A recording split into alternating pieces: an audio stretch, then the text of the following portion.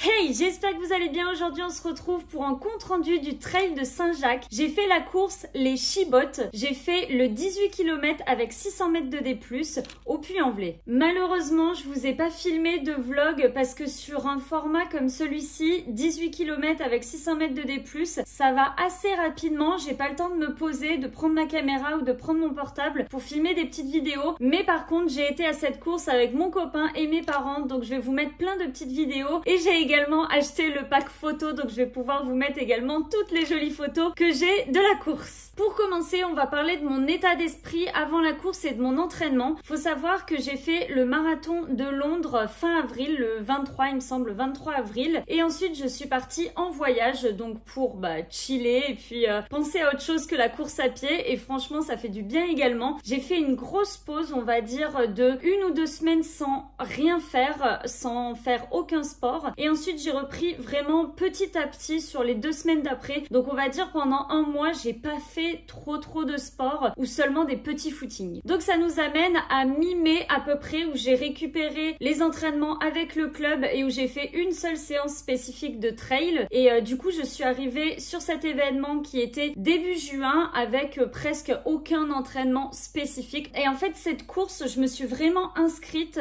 pour préparer d'autres courses qui vont venir dans la saison. Et c'était vraiment pas un objectif de temps. D'ailleurs, je le répéterai toujours, en trail, il n'y a aucun objectif de temps pour moi, aucun objectif de classement. Le but, c'est de respirer, d'arrêter de regarder le chrono et vraiment d'avoir un lien entre la route qui a été en ce début d'année et ensuite le trail qui me permet en fait de toujours aimer autant le sport que je fais chaque année. Pour parler de la course un petit peu plus en détail avec ce 18 km et 600 mètres de D+, je l'ai choisi vraiment, j'ai choisi ce format tout simplement parce que je voulais redébuter la saison de trail en faisant des petits formats et pas en choquant mon corps directement avec des formats avec plus de 2000 mètres de D+, etc. Maintenant, je vais vous parler de la première impression que j'ai eue sur cet événement. Faut savoir du coup que c'est au Puy-en-Velay. Moi, j'habite à Bordeaux, mais mes parents habitent dans la Creuse et surtout, en fait, j'ai fait mes études à Clermont-Ferrand qui n'est pas très loin du Puy-en-Velay, donc je connaissais un petit peu. Quand je suis arrivée, on a garé la voiture dans une rue pas très pratique pour garer la voiture, mais on a réussi. Et ensuite, on est allé directement sur la ligne de départ. On est arrivé par un endroit qui ne devait pas être peut-être vraiment l'entrée du village où il y a à peu près toutes les marques et la ligne d'arrivée. Mais en tout cas, ce que j'en ai retenu, c'était vraiment que quand je suis arrivée, j'avais l'impression qu'il y avait zéro ambiance. En fait, pour vous dire, il y a le deuxième d'une très grosse course, alors je sais plus si c'était de l'ultra, il me semble, qui est arrivé au moment où j'allais récupérer mon dossard et il y avait presque personne qui l'attendait sur la ligne d'arrivée. Le speaker, je vais en reparler dans cette vidéo, mais j'ai pas compris, vraiment, j'ai pas compris. Il aurait très bien pu dire que on allait faire le 18 km, sauf que quand il a voulu dire ça, il a dit bon il y a une prochaine course à 17h30, mais je me rappelle plus du nom de la course et je me rappelle plus le format. Bref, pour récupérer le dossard, c'était très simple. On devait arriver avant 16h parce que la course était à 17h30 et il y a environ 20 minutes de route pour aller à la ligne de départ. Donc on a récupéré le dossard, c'était très simple. Il y avait un tout petit peu d'attente, mais ça va, on a dû attendre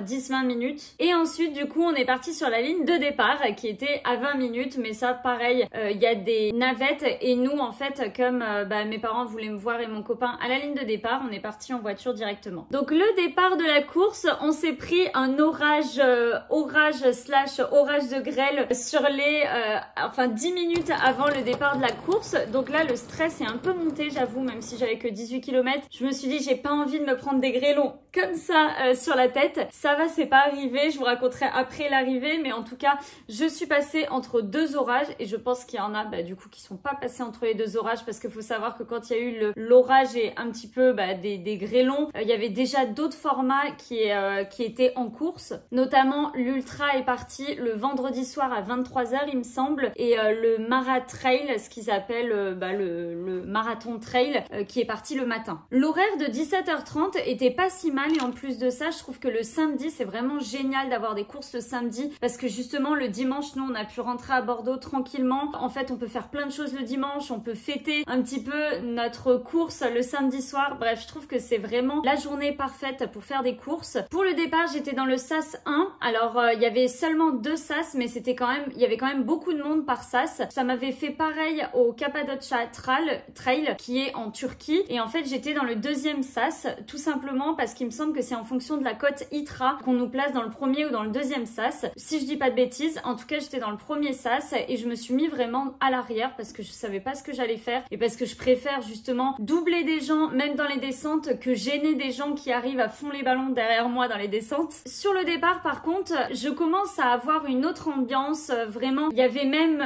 une salle des fêtes où on pouvait manger avant la course. Sur le départ, il y avait vraiment de la musique, il y avait un autre speaker, il me semble, qui a quand même pas mal parlé, pas mal chauffé les gens. Bon, il s'est encore trompé parce que je sais pas si j'ai la vidéo, je pense pas que j'ai la vidéo, mais en gros, il dit bon courage pour ces 48 km. Et là, je regarde mon copain et je dis quoi? Est-ce que je suis bien inscrite à la bonne course? Alors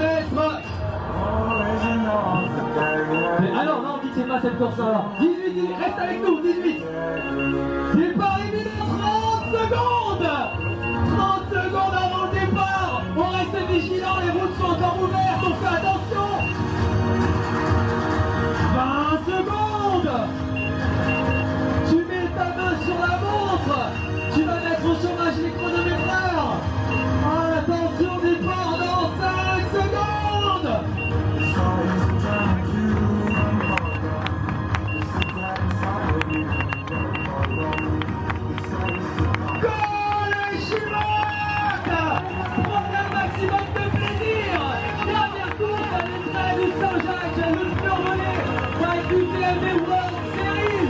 Faites-vous plaisir, on se retrouve à l'arrivée avec le sourire, au triomphe. Vous êtes beaux, vous êtes belles. On se voit dans 1 heure. Le départ est lancé, je m'élance sur mes 18 km avec 600 mètres de D+, tout se passe bien, je vois vraiment que dès le départ, je suis pas à mon niveau et il faut que je double des gens parce que sinon je vais vraiment être freinée partout. Donc sur la première portion qui est environ de 1 km je dirais, voire un petit peu plus, c'est de la route. Donc là je sprint pas mais je vais quand même très rapidement pour doubler un gros premier flot. Ensuite on est arrivé sur une portion de 2-3 km à peu près où c'était de la descente et en fait il y avait plein de petits cailloux et il venait de pleuvoir donc il y avait énormément de boue. C'était un passage, je dirais d'ailleurs le plus technique. Je pense que la question va venir, mais sur les bouchons, j'ai vraiment pas eu de bouchons sur ce trail. En fait les bouchons arrivent sur un trail quand on passe les singles. Les singles c'est quand il y a juste la place pour une seule personne. Ça m'est arrivé une fois et à ce moment là en fait on est tous pareils et on attend. Alors j'ai pas tellement apprécié en fait quand on est tous stoppés parce qu'il y a un passage compliqué et qu'il y a des gens qui mettent un peu plus de temps et de toute façon c'est parce qu'il y a trop de monde et ça fait un goulot d'étranglement. En fait pourquoi il y a certaines personnes qui doublent alors que les gens sont là à la file indienne et en fait voilà on peut pas passer. Et ensuite qu'est-ce que je pourrais dire sur la course pour aller un peu plus vite, c'est que ça s'est super bien passé. Si vous voulez une course pour débuter et un trail pour débuter, ça ressemblait vraiment le trail que j'avais fait en Turquie avec un terrain vallonné et non pas en fait un terrain en haute montagne avec une côte et une descente où là en fait les cuisses, les mollets etc tout est en feu. Ici vraiment on a le temps de récupérer dans les descentes, on a le temps de monter, de se poser. J'ai vraiment apprécié le parcours.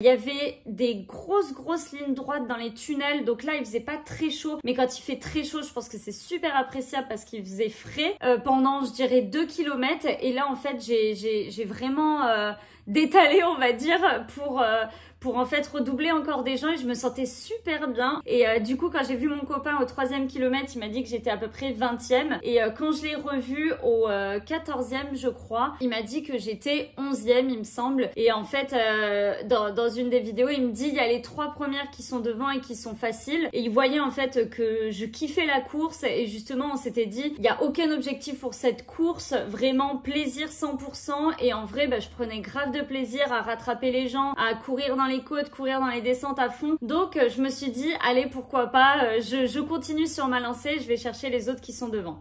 Allez super, t'es 8. Bravo Marine, bravo. Allez. Allez.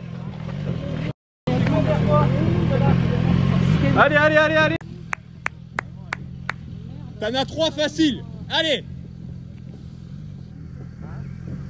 Au kilomètre 16, je commence à voir l'ischio à gauche qui commence à tirer et je me dis mon Dieu, si j'ai une crampe là ça va être l'enfer. Ce qui m'a aidé, c'est que vers la fin il y a quand même également pas mal de descentes. Je pourrais peut-être en parler maintenant concernant les ravitaillements. Donc il y avait un ravitaillement que moi je n'ai pas pris parce que ça servait pas à grand chose sur le 18, surtout que j'avais tout sur moi. Et en parlant du matériel, j'ai reçu sur Instagram un message qui disait qu'on dirait une parodie en fait de l'ultra parce que j'avais énormément de choses sur moi. J'avais un lit d'eau, j'avais 2 petites recharges alimentaires, j'avais un kawaii, j'avais des straps, etc., etc. Et en fait, ce que je veux dire par là, c'est que moi j'ai reçu un mail avec ma course, donc les Chibottes qui s'appelle comme ça, avec le matériel obligatoire. En fait, je sais pas si je m'y connais pas ou s'il y a quelque chose à faire là-dedans, mais en gros, quand c'est marqué matériel obligatoire et qu'on me dit que bah, je risque la disqualification ou autre si je n'ai pas ce matériel obligatoire, bah, je l'apporte tout simplement. Je trouve ça dérangeant parce qu'en fait, moi qui pars et qui ai un tout petit gabarit, ça va vraiment quand même me changer mes sensations avec un lit d'eau sur les côtés, avec tout mon attirail derrière comparé à une personne qui n'a rien du tout. Et vous avez été nombreux et nombreuses à me répondre à ce sujet et à me dire que bah, c'était très courant sur des petits formats et que c'était également injuste et que j'avais raison en fait d'en parler sur les réseaux, tout simplement parce que on part pas du même piédestal. Et je suis totalement d'accord. Ou en fait on part tous avec la même chose et avec le matériel obligatoire et il y a des sanctions derrière, ou on part avec rien du tout, mais il faut le dire. Et ce n'est pas du tout sur ce trail en particulier, on m'a vraiment expliqué que c'était sur tous les petits formats. C'est pas évident, je pense, de faire respecter aux gens que quand il y a un matériel obligatoire, il faut le porter. Et puis comme j'ai reçu un message qui était très vrai sur le fait de si je prépare un autre trail qui est beaucoup plus gros, je vais devoir porter ce matériel obligatoire et du coup ça va être bénéfique pour moi, et c'est totalement le cas. Et pour ajouter une dernière chose à ce sujet, c'était pas en fait les personnes qui étaient aux alentours de la 100e place, 200e place, 300e place. Moi je sais que par exemple devant moi on m'a dit qu'il y avait une ou deux femmes, d'ailleurs j'ai doublé une femme, sans aucun matériel, et en fait je le voyais bien que quand elle montait ou quand elle courait, bah en fait c'est quand même plus simple que d'avoir les gourdes qui font n'importe quoi, les flasques et le nombre de kilos également sur les épaules. Donc dans le top 10, je sais plus d'ailleurs, également au niveau des hommes, il y en avait qui n'avaient rien et je trouve pas ça normal de laisser les 10 premiers en fait arriver avec certains le matériel obligatoire qu'ils ont et d'autres avec rien du tout sur le dos. C'est ma vision des choses. Voilà, je sais pas ce que vous en pensez, dites-moi en commentaire. Tout ça pour dire qu'on arrive à la fin de la course, que l'ischio à gauche me tirait un petit peu et après en fait on est arrivé au Puy-en-Velay, donc ça descend beaucoup et ensuite quand on arrive au Puy-en-Velay on doit être vraiment en bas du Puy-en-Velay et on grimpe et là j'ai vraiment, enfin c'était vraiment le meilleur passage je pense de la course où on grimpe dans la ville. Et si je me trompe pas, alors je sais pas si c'est une cathédrale ou une église, mais il y a la cathédrale en face de nous, la rue elle est comme ça, il y a pas mal de personnes qui nous regardent, on sait qu'on va arriver, ensuite on passe derrière l'église et là il y a plus, je sais plus, il y a 600 mètres ou peut-être un peu plus jusqu'à la ligne d'arrivée. Pour moi en tout cas la ligne d'arrivée, il y avait du monde, même après moi et avant moi. Alors je sais pas, c'était peut-être en plein après-midi pour les autres, pour l'ultra, mais en tout cas pour nous il y avait de l'ambiance. Le speaker s'est trompé sur ma place, c'est pas grave, je termine 7e. Alors ce qui est bizarre c'est que le speaker m'annonce 5e et mes parents m'ont bien dit qu'ils s'étaient trompés sur une place. Je pense que c'est une personne du 16-2 qui est peut-être remontée et du coup qui est passée avant moi avec le temps. Voilà, et du coup je termine 7e, je fais 1h39. En tout cas je suis super contente, même d'être pas très loin de personnes qui sont également très fortes dans ce domaine. Allez Marine, juste au bout Marine. Top 5. Et on continue avec Mathis. J'ai vraiment apprécié cette course et si vraiment vous voulez ou débuter ou faire un petit trail comme ça pour vous préparer pour vos autres objectifs de l'année, je trouve qu'elle est parfaite. Concernant le ravitaillement à l'arrivée, bon bah là j'ai kiffé franchement. On a eu une médaille, on a eu un verre et franchement c'était vraiment bien. Vous pouvez demander du coup une pinte de bière. Moi j'aime pas la bière donc j'ai demandé une pinte de coca. Vraiment la dame m'a donné je sais pas combien de litres de coca et franchement ça m'a fait grave du bien. Il y avait du fromage, du saucisson. Il y a une chose qui n'était pas agréable sur ce ravitaillement de fin, c'était le fait qu'on s'est tapé un deuxième orage et franchement j'ai pensé aux personnes auxquelles j'ai doublé ou autres, même aux personnes qui sont sur l'ultra, que ça devait être compliqué.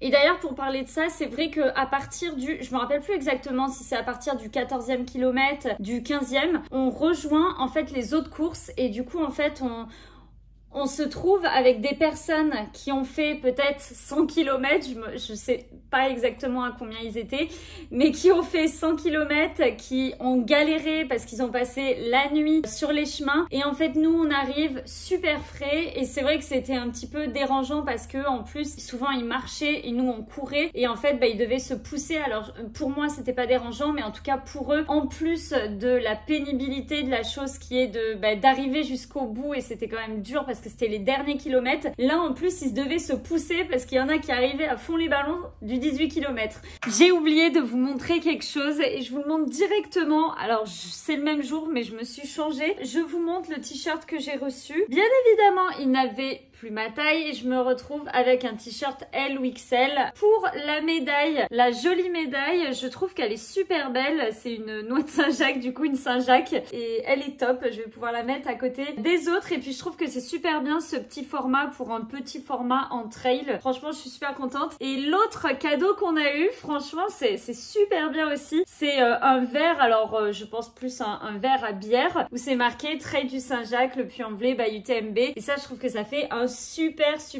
souvenir. C'est pas courant, c'est la première fois que je vois ça. Je crois qu'il y a le même sur le trail en Alsace by UTMB également et je trouve que c'est une super idée parce qu'on va s'en servir plus qu'un t-shirt taille L, mais voilà, trop bien. J'espère que ça n'a pas été trop long. Si j'oublie des choses, je vous le noterai et j'espère que vous avez passé quand même un bon moment et peut-être que ça vous a donné envie de partir faire le Trail Saint-Jacques l'année prochaine. Ciao!